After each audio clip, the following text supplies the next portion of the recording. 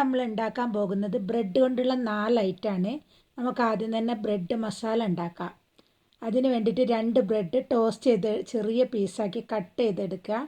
ഒരു മുട്ട ഉപ്പും കുരുമുളകും ചേർത്ത് ചിക്കി എടുക്കുക. എണ്ണ ഒഴിച്ച് സവാള പച്ചമുളക് വഴറ്റുക. വെളുത്തുള്ളി ഇഞ്ചി പേസ്റ്റ് ചേർക്കുക. 1/2 ടീസ്പൂൺ മുളക് പൊടി 1/4 ടീസ്പൂൺ ഗരം മസാലയും ചേർത്ത് നന്നായിട്ട് മിക്സ് ചെയ്യുക. ഇതിലേക്ക് ബ്രെഡും മുട്ടയും മല്ലിച്ചപ്പും ചേർത്ത് മിക്സ് ചെയ്യുക. ബ്രെഡ് മസാല റെഡി ആയിട്ടുണ്ട്. ഉണ്ടാക്കുന്നത് മല്ലൂസിങ് ആലു ബ്രെഡ് ഫ്രൈ.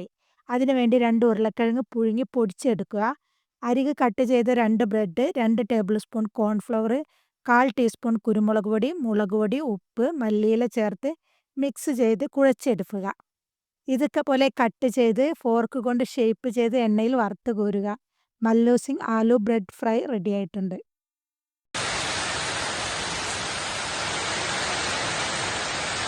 അടുത്തതായിട്ട് ഉണ്ടാക്കുന്നത് ജർമ്മൻ ബോൾ. അതിന് വേണ്ടിയിട്ട് ബ്രെഡ് പൊടിച്ചെടുക്കുക. ഇതിൽ നിന്ന് കുറച്ച് മാറ്റി വെക്കാം. ഇനി ഇതിലേക്ക് തേങ്ങ ചിരവിയതും പഞ്ചസാരയും ചേർത്ത് നന്നായിട്ട് മിക്സ് ചെയ്യുക. കൈകൊണ്ട് നന്നായി മിക്സ് ചെയ്താൽ മതി, വെള്ളം ചേർക്കരുത്. എല്ലാം ഷേപ്പാക്കി എടുക്കുക.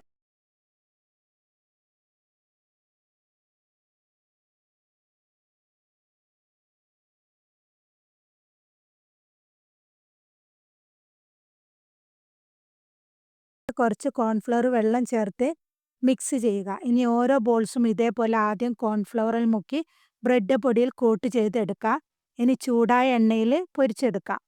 ജർമ്മൻ ബോൾ റെഡി ആയിട്ടുണ്ട്. വളരെ ടേസ്റ്റി ആയതും പെട്ടെന്ന് ഉണ്ടാക്കാൻ പറ്റുന്നതുമായ ഒരു റെസിപ്പിയാണ്. എല്ലാവരും ഉണ്ടാക്കി നോക്കണം. അടുത്തതായിട്ട് ഉണ്ടാക്കാൻ പോകുന്നത് ബ്രെഡ് കേല ഫ്രൈ.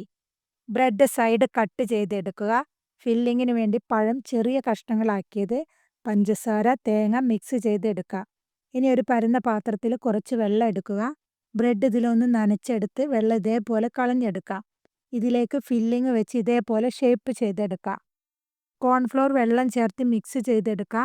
2 ബ്രെഡ് പൊടിച്ചെടുക്കുക. ഇനി ഓരോന്ന് കോൺഫ്ലവറിൽ മുക്കി ബ്രെഡ് പൊടിയിൽ കോട്ട് ചെയ്ത് പൊരിച്ചെടുക്കാം. ബ്രെഡ് കേല ഫ്രൈ റെഡി ആയിട്ടുണ്ട്. ഞാൻ ഉണ്ടാക്കിയത് എല്ലാവരും ഒന്ന് ഉണ്ടാക്കി നോക്കണം. അപ്പോൾ എല്ലാവരും ഒന്ന് സപ്പോർട്ട് ചെയ്യണേ. നിങ്ങളുടെ അഭിപ്രായങ്ങൾ കമൻറ്റ് ചെയ്യണേ.